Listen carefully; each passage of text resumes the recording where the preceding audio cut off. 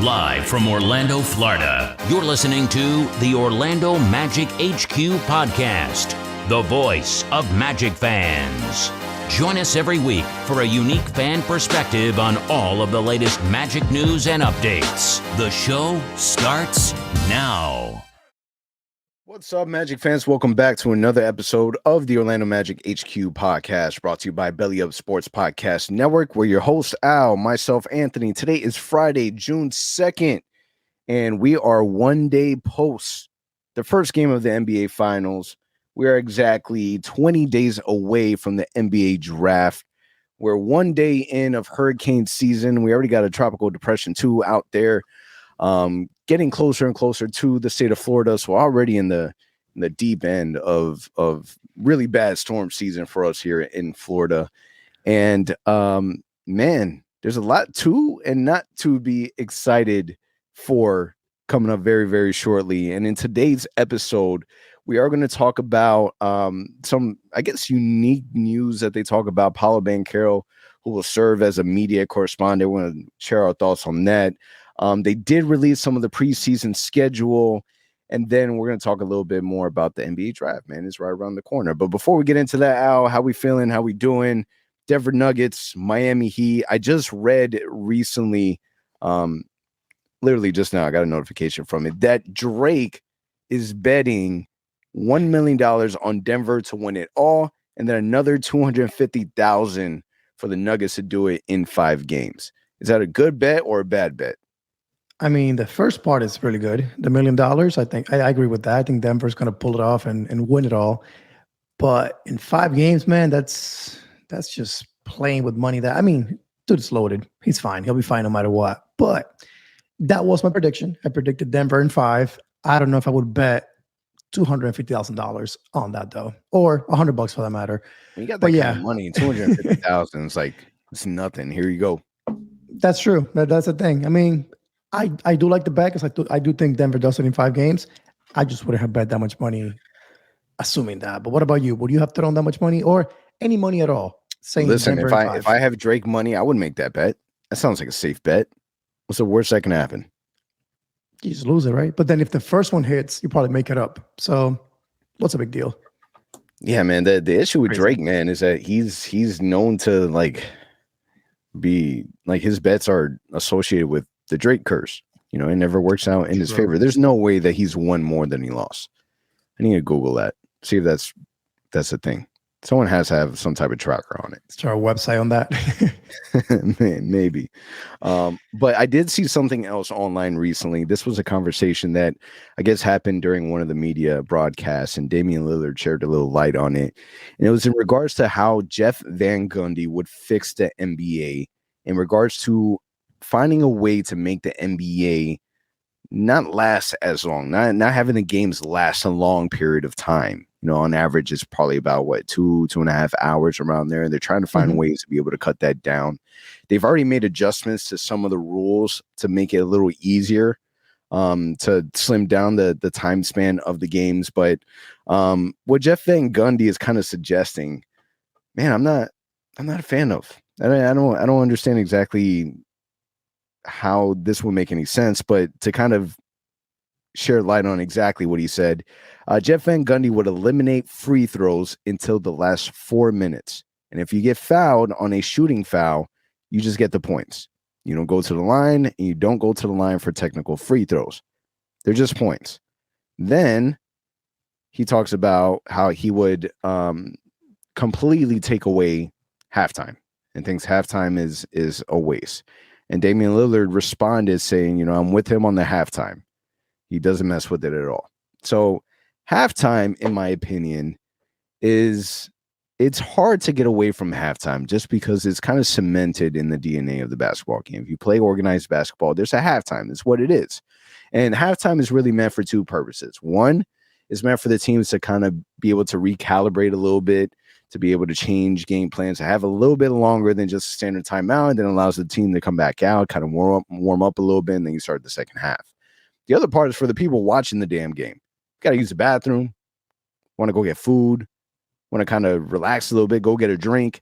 It gives you ample time to be able to do so. So if you cancel that out completely, in my opinion, you're messing up the momentum of the game, and then you're also messing it up for fans that don't want to miss any of the game. Now there's not really a chance for them to kind of step away for a moment. But my question to you is, one, do you agree with just canceling out free throws for until the last 4 minutes? And if you don't agree, is there something you would do to help with the time frame of the game to speed it up a little bit? I mean, so I will tell you the whole free throw thing, I'm completely against. I mean, you got players like Giannis who would shoot 50%, 60% from the free throw line. So that automatically is a disadvantage. This dude is averaging 30, 12 rebounds, 5 assists. Imagine if every time he gets fouled, it's automatic 2 points. Or every time he gets an N1, automatically he gets a free throw. It's going to average 45 points a game. Like, that's just not going to be a good solution to me. Easy. I guess you could say that goes both ways, because that would also benefit, in this case, the Magic. Let's say when we get our players on the free throw line, but not a solution in my mind. I think that's taking it too far. The halftime break, though, I do think maybe not eliminating it, but making it shorter, maybe 8 minutes. So cutting it in half, may be a solution. But to your point, I go to games all the time. That's a time where you kind of say, all right, cool, let me go grab a bite, let me go grab a drink, let me just stretch my legs for a little bit. So it's part of the culture of the NBA, that halftime break. It's something that you're just gotten used to as a fan, or even if you're watching at home, that's your time to go and check on the kids, whatever it may be. So if you ask me, I can see why he's thinking this way. MLB has done a great job cutting the game down significantly since they introduced a timer for the batters and the pitchers and all that good stuff. But in basketball, I think they can tweak some things.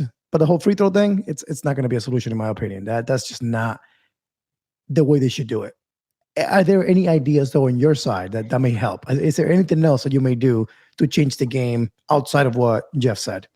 No, just leave the game alone. Like, in my opinion, True. stop tinkering, stop messing with it. Like, the play-in tournament was an awesome addition. Kudos to you guys. That was amazing. I love that aspect of, the game. This whole tournament that they're doing mid-season, where it really doesn't benefit anyone at all, like, I am not a fan of that, period. So giving free points out just for getting fouled, like, you're James Harden of the world. Paolo Banchero is going to average 45 easy, as much as he gets to the free throw line. Why even practice free throw shots? Like, if it's not going to be that much of an emphasis in the game, then, like, to me, it takes away such an important aspect. Now you're messing around with, NBA records and statistics and a whole bunch of, can of worms that you're kind of opening by eliminating it. So I'm not a fan of that at all. Leave it the way it is. Is the game a little bit long? Like, should it take 2.5 hours? Probably not, but it's not that bad. Like, we've gotten to a point that we've been watching basketball for a really long time. We're used to this time span. We're used to this time frame. It's okay. And a part of me feels like they're trying to market it, more for the casual watcher. And I think that that's really the premise of it. They're the casual watcher. They're trying to get, more of a viewership and people that don't watch as long. But here's the thing, right? The casual watcher won't watch the first quarter or the second quarter. They'll just watch the second half. So for the casual watcher, the game's already short because they're not watching the whole damn game. Don't mess with it. Leave as is. The NBA has done a good job with what they've been able to control thus far, but canceling out halftime and canceling out, free throws, it doesn't make sense in my mind. I'll tell you one that I would do, and it is to do with challenges and like the replays and all these things that the refs are doing when a play is challenged. It takes way too long, if you ask me. Whoever's at the NBA Replay Center in New Jersey, wherever they're located these days, dude, we have it on TV within seconds. We can watch a replay on ESPN or Bally Sports, whatever it may be, and we know the ball went out of France, the ball went out of the sky, or hey, did he step out of bounds? Yes or no, within seconds. And this guys take 5 minutes of reviewing that play. So if you ask me, that's an easy solution. Don't even go to the monitor anymore. It's just entertainment. It is. Build the suspense. And now it's going to get even worse because for the Summer League, they're now testing for you to get rewarded with another challenge if your first challenge becomes successful. Which That's a great thing because That's I completely amazing. disagree. I disagree completely when you get it right and you're like, okay, you penalize, you lose your challenge. But why? I'm right. Like, why am I getting Yeah, penalized for exactly. this? So Yeah, if you ask exactly. me, that's any solution. Like whoever the replay center guy is, just have a headset that you have on as a referee, and they tell you right away, hey, Paolo stepped out of bounds. That's it. Let's keep the game going. It shouldn't be, let me go to the monitor.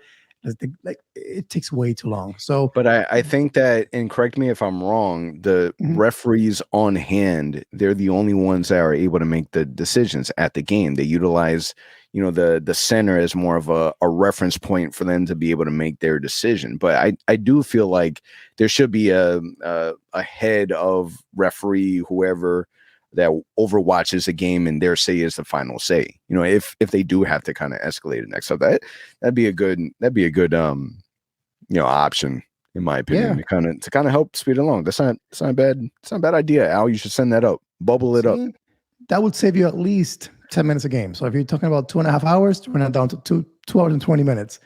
And like I said, cut halftime to maybe 12 minutes, make it like another quarter instead of 15 minutes. That's 3 more minutes for you.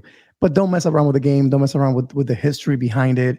I know baseball's making some changes, but I don't think what they're doing is impacting the record books as much as the NBA would do if they do something like this. It's never going to happen, but if they consider it, no, you're messing around with record books and stats. I don't like it one bit. Yeah, neither do I. Leave the game as is. If you can make adjustments, small minor adjustments, taking away, free throw shooting and just handing out points, that to me is it's too much, man. Leave it alone. Paolo Banchero. Paolo Banchero and a couple other rookies will serve as the NBA's finals media correspondent throughout the finals. So from what it looks like, we're going to be able to follow Paolo and follow these guys around during the NBA finals. And you're able to kind of watch an NBA app and NBA, socials. Paolo Banchero was also in a Gran Turismo commercial. I guess there's a movie that's coming out. Just recently, we talked about in the last episode, Paolo Banchero also, in the cover of Slam, and he's getting a lot of recognition, I feel, in the off season, where we're starting to see, him get a little more of that shine, that stardom feel, where he's on the commercial with, Boban and Zach LaVine. And kind of going off track a little bit, Boban has so many damn commercials. It is insane. He has to be by far like the most commercial NBA player out there that really shouldn't have his own commercial. But He's a character, bro. yeah, that's what it is. I will say his State Farm commercial where, it's really just three kids pretending to be Boban. I think that's spot on. That's a really good commercial. But other than that, I think they need to chill out a little bit. Yeah, I think what the NBA is doing, man, they're like, Paolo, get some love before Wemby comes in, because once Wemby comes in, take advantage. that's it. But no, on a serious note, I think that, man, it's good to see. It's good to see the Magic logo on TV during the finals. Paolo getting him a lot of love. Slam Magazine, commercial, now getting NBA final coverage. Like, I think that, again, we need it as a team. We need that as much attention as we can get. We need it right before this massive offseason for us. So you love to see it. It's simple and sweet. It's just we love to see the fact that we're getting some attention from the national media. I do hope that translates to national media games next year, and not just, again, like, oh, get some love in the offseason when nobody really cares about the Magic. We want to see it next season when we actually are going to be playing for the playoffs, hopefully. Yeah, you would think that better record, adding 2 additional picks potentially. Paolo Banchero, his stardom is growing. That will at least upgrade from our number of national games from last year, from 0 to at least something. I was having a conversation with a friend of mine that he just so happens to be French, and he just so happens to be a Spurs fan. Almost perfect outcome, right? Victor Wembanyama landing to the Spurs, crazy. He's projecting at least 6 national televised games. Oh, Like minimum 6. I'm like, there's no way that they don't give this man at least 10. And I feel like that's a lot, but there's no way that you don't. I feel like the NBA, I would love to see if there's anyone that tracked this down, but I want to say the NBA played at least 7 or 8 of his games last year from a different league on at least like NBA TV or on the app. Like, they're already broadcasting this kid. I'll tell you what. I'm gonna pull a Drake here. If I was a betting man, I would bet the over on that 10 games for sure. I think that you would probably see the Spurs 12 to 15 times on national TV. Think about the times he'll play the Warriors. That's why at least twice they'll put him on ESPN. When he plays the Lakers, for sure he's going to get on TV. When he plays maybe 100%. OKC one time against Chet, we'll see that. So against the Magic, I hope we get at least one to see the two, former first-round pick and the new first-round pick. At least once we see that. So for sure, more than 10, in my opinion. Yeah, we'll see. We'll see. There's no way that they don't. They're already doing it. So I guess from that aspect, it makes sense. Still unfortunate. I'm not a fan of that move. We need to talk to somebody about it. They did announce that the Magic training camp will start on October 3rd. So we got a date on that. They already announced the preseason schedule. October 10th will be our first preseason game against New Orleans. We'll see Cleveland, then New Orleans again, and then we're gonna have a match against a Brazilian team, which we haven't done in a few years. So that's gonna be interesting. It'll be against the same team that we played against previously, the Flamengo. So that'll be here at the Amway. Exciting, man. And at least we have some dates to look forward to. So I know for us, Media Day is huge. I know I'm guessing it'll be that Monday, October 2nd, Media Day, usually the day before training camp. So we got some dates to look forward to it, to keep counting down. So, because I do know that once the draft is over, once free agency and the summer league is over, it's like, all right, now what? Now we got to wait 3 months. Now we know the countdown, what's going to be. What's exciting is I'm really surprised that they released it this early. Usually they release it in August. Kind of weird that it's only June and we have the schedule already for preseason at least. But we are expecting some big announcements with jerseys, right? We have our anniversary edition jersey coming out this year, 35th anniversary for the Magic. The city edition should be sick this year based on what we are hearing. So it's going to be fun between that end of summer league to then September, getting all those news and updates on the new jerseys. So that'll keep us entertained a little bit, but good to at least know that October 10th is what we're looking for to see our guys actually compete against other NBA teams. That's going to be fun. Yeah, and then the last thing to kind of add on our updating of our agenda is it was announced today by Kobe Price of the Orlando Sentinel that he will no longer be covering Orlando Magic basketball, which I'll be honest with you, man, it's a little sad, man, because Kobe Price has done an amazing job. Right after Josh Robbins had left the Orlando Sentinel and went to the Athletic, it wasn't that big of a deal just because we still had that Orlando Magic coverage. Roy Perry came right after him. He did a really good job as well. And then Josh Robbins decided to leave, and then they left an even bigger hole, and Kobe Price really just kind of picked up where Roy Perry left off and provided some really great coverage. Now he's gone. Now there's not a coverage on the Athletic. Now it kind of leaves a bigger void than before because we felt like Kobe Price, he added a lot of things that we didn't get before from a video standpoint. I think one of his first things that, he did that people really loved was some of the videos that he was posting on about Markelle and Jonathan Isaac, and he asked a lot of the tough questions.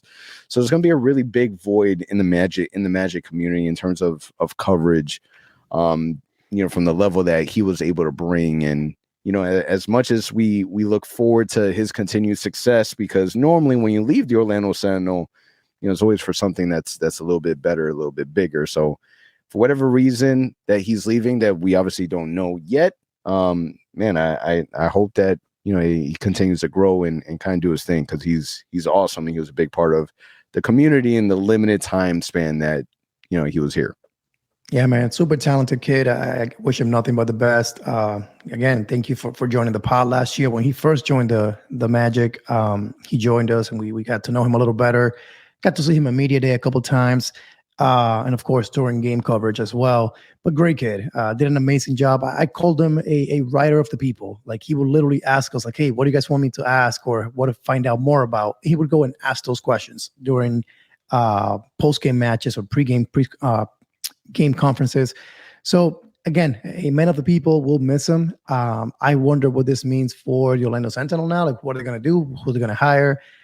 They have to have somebody quick because we have the draft coming up, then free agency. You got to have somebody there ready to cover all that. What I'm hoping for, it's just me just wishful thinking here, is that the Athletic finally decided, hey, we want to hire a beat writer for the Magic. And maybe Kobe just said, hey, let me take that job instead. I don't know. Let's see what happens. But that will be sick because we do need not only Orlando Sentinel cover the Magic, but also the Athletic, hopefully giving us some coverage as much as we can get for the Orlando Magic. the better it is for us. So nothing but the best for him. We'll be rooting for him, but hopefully he'll be covering the Magic to some degree. But it didn't seem that way though, because another thing back to it, on the tweet that he sent out, he basically thanked the city of Orlando and everything already. So does not seem like he'll stick around, unfortunately. Yeah, it doesn't. And his last day covering the Orlando Magic will actually be on draft day. So at least we'll have one last hurrah of him covering the NBA draft.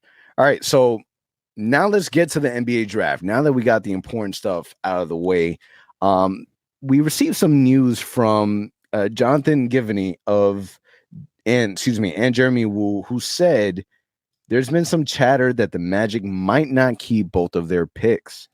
They should certainly have options if they choose to try to move around. My question to you is, would this be the right move? Or are they just better keeping it as is and drafting 2 rookies? We understand that adding another 18, 19-year-old kid to this roster would make this team so much more younger. But is that the right move? Is consolidating these picks a good option for the Magic? So I can see both sides. I think I saw your reply on Twitter to this, and basically you said you kind of hope the Magic don't do this, right? Because you kind of want them to build around Paolo and Franz and do it through the draft. Like, address needs that you have in the draft if you can. Cheap contracts, young players you can develop. Great, really, way of doing it. But to your point also, they are really, really young. And if you go back to our podcast episodes throughout the season, we kept saying, yeah, we're going to have 2 lottery picks more than likely, but are we actually going to use it? We kept saying that throughout the year because we kept saying to ourselves, this team is really, really young. Are they really going to add 2 more rookies when ideally they're trying to win already next season or compete to some degree for a playoffs position? If you ask me, I can see it both ways, but ideally, in a perfect world, if you are the Magic, you have a chance to trade up to number 2 or number 3, number 4 for that matter, and there's a guy up there that you really, really, really like, and you can make it happen by packaging these picks. I'm okay with that because that means that you really want this guy. You really think he's going to fit well with Paolo, Franz, and the rest of the core. Make that move. The other option would be, hey, there's a vet out there that wants to come to Orlando, and it will take us consolidating these picks to make it happen. If that is the case, that could mean good news for us as well. It means that a vet wants to come to Orlando to help this team win automatically next season. So I can see why there's rumors around this. I don't know if this is coming from the Orlando Magic directly. We know they don't leak anything, so it could just be assumptions. I would be for it as long as it makes sense, as long as it fits the timeline, it fits the young guys that we have on the roster already. But at the same time, I'm kind of really excited to add 2 young guys. So I'm really 50-50 on this one just because I could see it either way. I'm torn. What about you? Pretty much what my outlook on this is, I think it would be an absolute mistake by the Orlando Magic if we did consolidate the picks. This is why. Obviously, after this draft where we drafted Paolo Banchero with the number 1 pick, we had Franz prior to that, Jalen Suggs. I think it's safe to say that Paolo and Franz is your main 2 core centerpieces, right? Where you know that this is your future. I think the 2 of them allow for us to be able to play a level of basketball where we look at and say, okay, that's our identity. A couple of 6'10" dual forwards that can kind of do a little bit of everything, right? I think that this is the first draft where we can finally say, okay, these are our main guys. These are what we're going to rock with for the future. The Magic have a crazy opportunity right now to be able to draft players that fit them the best. Now, you're probably saying the Magic are in no position to be able to not draft best player available. My argument to that is that drafting 6 to 11, you already know that this is a 2-3 man draft. We know who is going in the top 3. We know it's Victor. We know it's Scoot. We know it's Brandon Miller. We know it's those guys. After those 3, we're kind of okay. The Thompson twins. We got we know that Amon's going to definitely be up there. I feel pretty confident that he's going to be the 4th pick. But that 5th pick, it can be anybody. It can be Cam Whitmore. It can be Tyler Hendricks. It can be a list of X amount of players, right? So if that's the case, and the level of talent is more or less similar, that you're going to be able to find your best player available and your best fit. So why not get those type of players drafted along with the same timeline as Franz Wagner and Paolo Banchero? And that's really my debate, is that, you know, you've drafted Chuma, you drafted Cole, you drafted Suggs, you drafted all these guys, and I love them to death. Those are my guys, those are my players, but you didn't draft them for Paolo. You drafted Paolo because you felt that he was the best player available. You didn't draft Paolo because you think he fits well with Cole Anthony. True. So why would you give up the opportunity now to be able to draft two rookies, same time frame, very inexpensive contract, obviously, and have them play alongside Franz and Paolo for the future? Like, let's not. And here's the thing: I feel like we're so close of making it into the playoffs, right? Where we feel like this is the season, this is it. You know, we should have did it this past season if it wasn't for injuries and a list of other factors. And this is it. People are trying to fast forward this team, in my opinion, way too fast, way too much. And it scares me. I have PTSD from, you know, Victor Oladipo and Serge Ibaka. Like, obviously we know it's not going to be at that level because we have a competent, you know, front office that, you know, they don't make stupid moves like that. But at the same time, it's like, how do we give up that opportunity? So that's really my debate, is I think it would be a mistake if we trade the two, you know, unless something crazy comes on our desk that we can't refuse. I just don't see how. Now, the flip side of that is the Magic have a lot of things to be able to trade that don't impact the physical team. We have the 6th, we have the 11th, and we still have, you know, the Denver Nuggets 25th pick. So man, a lot of options, man. It's just I'm not totally convinced that there's something out there that would benefit the team more realistically than, you know, just drafting 6 and 11. Yeah, I'll follow up that with, I've heard or seen on Twitter people saying that the Magic may just trade the 11th pick to kind of just down the future, like give me a future pick for that pick. And I'm like, that would be a mistake. That sounds like the most Orlando Magic thing to do. If that's what that wouldn't make any sense to me, just because you have a position, to your point, where you can draft a talented player. I get it. Another young guy. I get it. But you're now building around your two guys that you've identified as a core player of your team. So that wouldn't make sense to me. If it is a trade to move up or to some way, somehow improve our team, to add a shooter, that's a vet, whatever it may be, that's why you move that pick. Completely understand at that point. But if you just bunting that pick down the road and saying, hey, we just don't want it now, we want it later, maybe, I would be upset on draft night if that's what they decide to do. If you do that with the second round pick that we have, I'll completely understand. I have a 5% chance that the Magic actually use that pick, the second round pick this year. I have no intention of them using it. But the 11th, you cannot just trade that pick for a future pick. I don't care what you tell me. So the only way I'll be okay with them doing some sort of trading in the draft is if, again, you're moving up or you're trading that pick for something or someone that's going to help you win next season. Not necessarily a star, but just a vet that fits, a vet that's going to come in and hopefully add shooting. I don't know, man. I'm torn, but I really think that they got to think about it really well. And that's, I think, the biggest debate they're having as a front office right now. Is like, hey, how quickly do we want to speed this up? Like, do we want to keep going the draft way? Or are we now in a place where we can actually say, forget a young guy, let's bring a guy that can help us win now? Are they there yet? I'm not quite sure. I think, to your point, they're not ready to hit fast forward just yet. They know they have talent. They know they're young. I could see them kind of saying, let's go one more year of kind of building and just seeing what we have and developing, while at the same time winning, because we saw plenty of winning last year once we were healthy.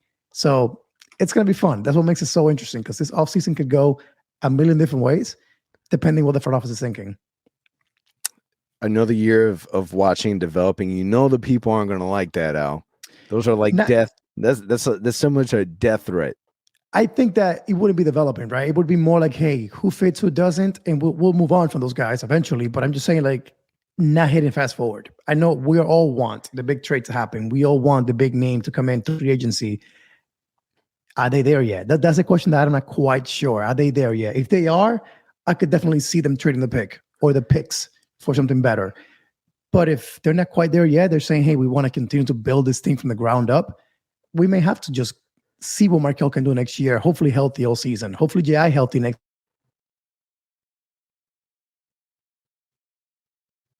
So we'll see. But health will be important. It just John Hammond talk about this. Like they're debating that right now. Like, where are we as a team? Where do we want to be? That will determine how they attack the offseason. So we got to wait and see what that will play out.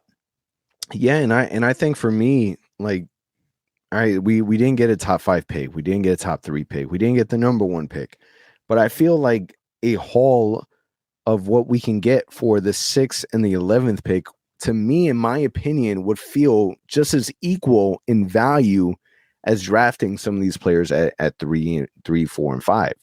And just kind of taking a look at the different mock drafts that we have out there from some of the different national media outlets. You know, the Ringer has the Orlando Magic selecting Asar Thompson at 6, Grady Dick at 11. ESPN, Asar Thompson at 6, Grady Dick at 11. NBA Draft.net, Jarris Walker and Grady Dick. NBC Sports, Asar Thompson, Grady Dick. Sports Illustrated, Asar Thompson, Grady Dick. So the common denominator is Grady Dick, number 11 to the Magic. Now, in my opinion, I don't think Grady Dick will be available on the board at 11. I don't think so. But if you're able to get Grady Dick at 11, that's a solid draft pick at 11 that you're adding to the Orlando Magic. And if you're able to get those two level of players, man, that to me, that's an A+ draft. Like, that is knocking it out of the park.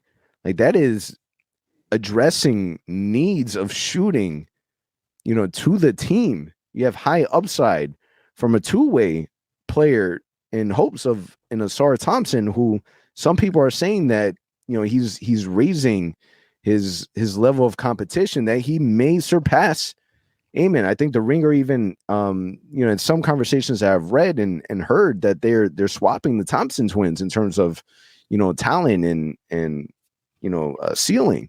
So yep. I don't know, man. It's I really hope that the Magic do stand put, because Grady Dick is a player that I've been talking about since January.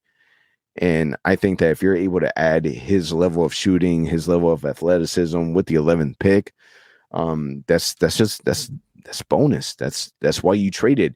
You know, it's Wendell Carter, Franz Wagner, and that 11th pick. Man, it continues to make, you know, that deal that we did with the Bulls sweeter and sweeter and sweeter. So, I don't know, man. We'll see. What do you think about, you know, the mock drafts that we've seen from the national outlets? I mean, it's funny, I think, seeing, you know, Asar Thompson and Grady Dick just being pretty much common across the board reminds me of last year, with us saying, oh yeah, Jabari's the guy across the board on all the mock drafts. That's not quite what happened, as we now know. So again, we know the Magic front office does not leak anything, so this means nothing. It's just guys thinking best potential prospect at number 6 and a shooter at 11. Cool. Assuming Grady gets to number 11. I don't think he will, if you ask me. That's why last week we spent quite a bit of time in the episode talking about, do we go and get him at 6 if he is our guy? He fits all of our buckets. I don't know. Asar Thompson and the Thompson twins, I'm not sold on them just yet. I would be okay if you draft one of them with Grady Dick, but if you draft one of them and some random dude at 11, I don't know how it would feel, because that means that one of them is kind of like the highlight of the draft for us, and I don't know how great they will fit with our team and be prepared to help us right away next season. I feel like Grady Dick is that guy that can come in right away. He's a shooter. He can put the ball in the hoop. He can help us right away next season. The Thompson brothers, I feel like they're a year or two away from really being impactful players that can help the Magic win games. So we'll see. I would prefer maybe, I don't know, another prospect at 6 in this mock drafts if Dick is there 11, but we'll see what happens. I don't know. What about you? Would you be okay if that was the outcome? I would be super okay. I think that's dream scenario. If you were to swap out, you know, Asar with a Cam Whitmore, a Taylor Hendricks, like that to me, that would be just as exciting. I would take any combination of those four. I will say that we saw some of the talks that we've seen online today was Bleacher Report coming in. And I think that you had posted about it earlier on social media. Bleacher Report stating that their mock draft had the Orlando Magic selecting Anthony Black at 6. And one of the things that I will mention is that the Magic, they march at the beat of their own drum. And no mock draft from whatever sports media outlet is going to force them to draft X amount of players. Like, they are going to select the guy that they feel most comfortable with, the guy that checks all the boxes from an analytical standpoint, who they fall in love with in terms of character wise, and they're going to pick their guy. Them selecting Franz Wagner was left field. Nobody saw that coming, right? So they're gonna select who they feel is the best fit. And at the end of the day, one, we can't do anything about it. Two, I think that they've earned some stripes, right? I think they've earned the benefit of the doubt. I think they've done a great job collectively. Not every draft pick that they've done has been successful. Shout out to you, Mo Bamba. But they have done an amazing job collectively in regards to their draft picks. So there has to be, they've earned some level of trust. Now the question is, let's say that Grady Dick does get selected before 11. The hell do the Magic do at 11 at that point, right? There are options out there. Jay Howard, Keontae George, Jordan Hawkins, Derek Lively, Kobe Buffkin. Like, there's options out there.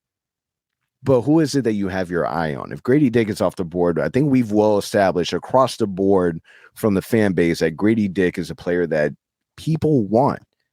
But reality is, the primary reason why people are so drawn to Grady Dick, and it's not just because of his last name, it's because of his shooting ability.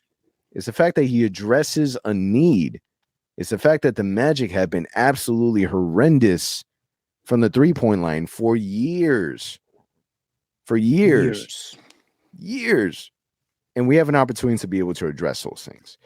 But who are you looking at 11 if Grady Dick is off the board?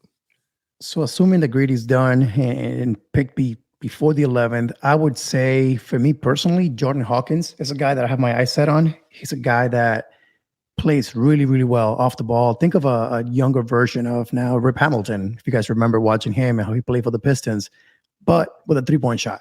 That's kind of how he plays. He is a little raw, but I think the shooting ability makes him a good prospect at number 11, if you ask me. I would also be okay with maybe Jet Howard or Keontae George, depending, again, if the front office likes them enough and they see enough of them in the workouts. I would be okay with that as well. So ideally, you're getting a guard, and ideally a guy that can put the ball in the hoop. That's basically what I'm looking at 11. If I were to go completely against that, just based on some videos that I saw of him, Derek Lively kind of caught my attention. He's a dude that is tall, lanky, can block shots, athletic. And if you think about a perfect backup for Wendell Carter, which is our second biggest need that we have, I think that would be a good position for him to go with the Magic. In that scenario, I would love to see us draft Dick at 6, Lively at 11. So you reach for Dick because you need shooting, you need offense. Lively can come in and be that rim protector, that backup big to Wendell. That may be a solid draft as well. Those are my guys. That's kind of what I'm leaning towards right now. So any of those four, so Howard, George, Hawkins, or Lively, are kind of names that I'm okay with them at that point. What about you? Do any of those guys kind of stand out more than the others? Yeah, it's Jordan Hawkins. Again, it's the simple reason. Let's not complicate this. It's simple. We're bad at shooting. We need shooting. You draft a shooter. Simple as that. Don't complicate it. Jordan Hawkins is a player that averaged 38. His 3-point percentage is 38.8 off of almost 7.5 attempts per game. Like, this is somebody that can shoot lights out. He's a sniper. And there was a video of him that we saw on social media a little while back of him just being chaotic on the court, just off ball, utilizing off ball screening, going back and forth. Reminds you a little bit of some Steph Curry-esque in his game where he's just trying to find a way to get open, and he is a catch and shoot threat. He is someone that can literally light it up on any part of the floor. And he's someone that doesn't need the ball in their hands. He's not the best dribbler or ball handler. So he's not someone that's going to demand to have the ball as your primary option. So he, in my opinion, would work amazing next to Paolo in front. He would complement. He would open up the floor so much for them, space everything out. And he's not a freshman, man. He's coming in as a sophomore from UConn. So there's a lot of things to like from Jordan Hawkins. That I think that he's able to bring a lot of value, man. That these are certain things that could translate into the NBA. Is shooting the basketball. Let's not complicate it. We're bad at shooting. We need shooting. You draft shooting. Simple as that. Nice and easy. I mean, so let me ask you this: if say the Magic were to reach for Grady Dick at 6, and they have the 11th pick, would you draft another shooter, or would you change your approach in that scenario? If the Magic surprised me, because here's the thing, the Magic never do the Magic have only done what I've wanted them to do once, and that was drafting Paolo Banchero. Yep. Which super clutch of them. Great job. High five. But they've never done what I've wanted them to do. Quite frankly, they've been more right than I've been right. I'm not going to sit here and bore you with all my really bad options of what I wanted the Magic to do. But I don't know if I would go shooting guard back to back. I don't know if I would, to be honest.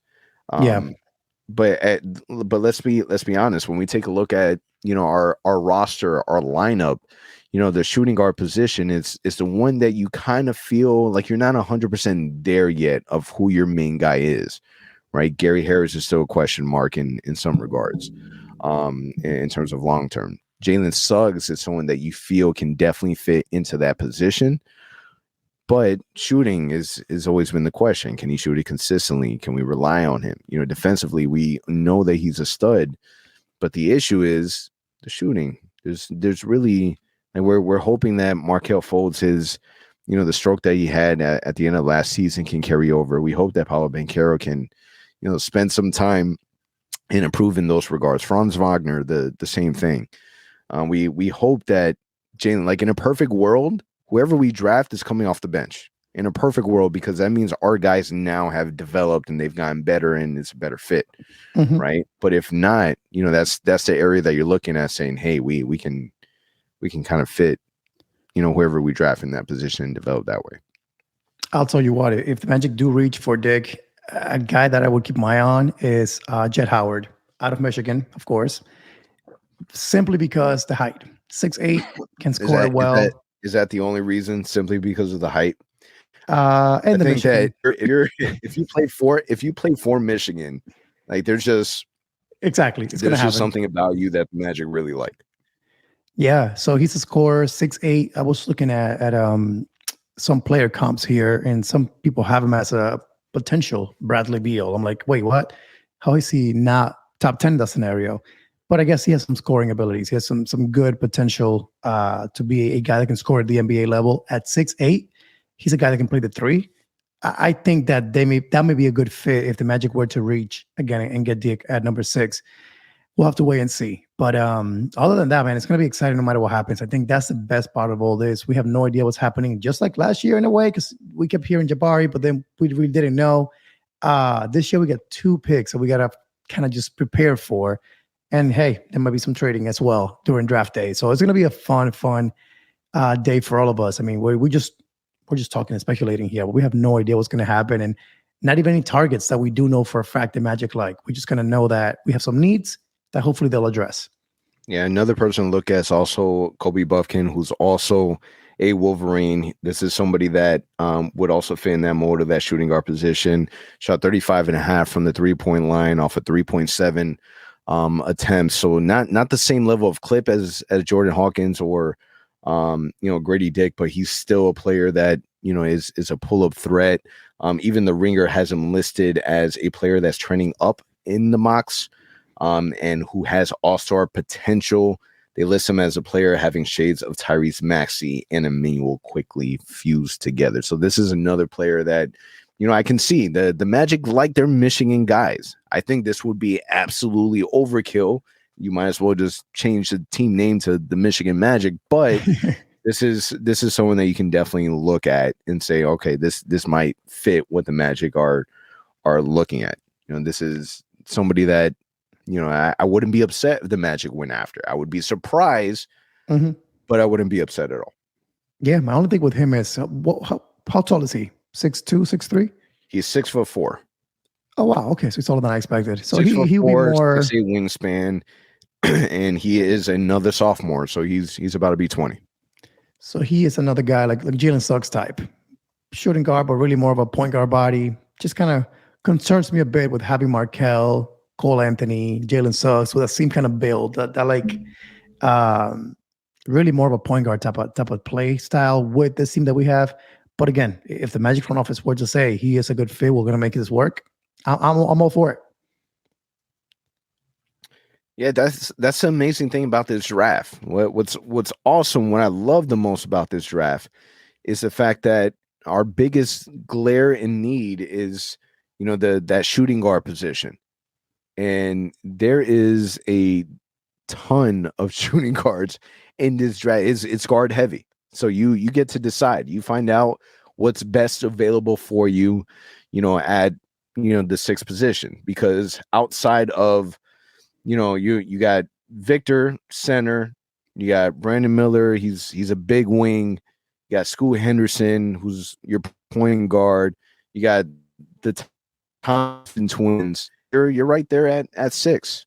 Your Thompson twins are 6'7", so they're big wings as well. So you're really gonna get an opportunity to be able to draft potentially one of the best shooting guards in this draft class. So we'll see, man. Great options. The great thing about these mock drafts is that there's so much intels from what everyone is saying, what they're reading. And these mock drafts, they change just based on what they're hearing from teams and how the workouts are going, and the interviews. Like Brandon Miller, there was talks about his interviews being absolutely terrible, and he's out of shape, so he's falling a little bit. And this is someone that for a moment we thought that he was solidifying that second pick ahead of school, and that may not be the case anymore. It's gonna be interesting. I mean, there might be some names that we are not expecting to see at 6 available. Like you said earlier, we were hearing that Asar Thompson maybe actually higher in some mock drafts now than his brother, just because the shooting motion looks a little bit cleaner. So again, we may have some surprises, and we may have some names that we don't expect to see at number 6 or number 11 for that matter. It's gonna be exciting, man. We're what, exactly 3 weeks away from today, from being at the draft. So it's getting closer. We have some more prep to do here as we get closer, but it's going to be fun to kind of hear the rumors. One of them is, I think, Jett Howard's coming to Orlando tomorrow, Saturday, to work out for the Magic. So if the trend continues, that could mean bad things for him, because whenever they come to Orlando and they make it available to the media, they never get drafted by the Magic. So it may not mean much at the end of the day. Yep. NBA draft June 22nd, started free agency on June 30th. As quick and as long as these 3 weeks may be, once it gets here, it's nonstop from there, because then we transition to summer league and then training camp, and then it just kind of keeps rolling. So a lot of things to be excited for. 6 and 11, that's all that we've been able to talk about. What are the Magic going to do is the number one question, and we'll be finding out soon. On that note, it's a wrap. I appreciate everyone for listening and kicking in with us. We'll catch you guys next week.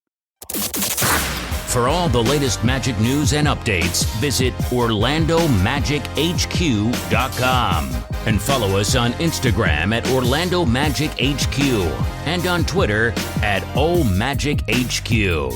Also, remember to subscribe to our YouTube channel and subscribe and leave a 5-star review on your favorite listening platform.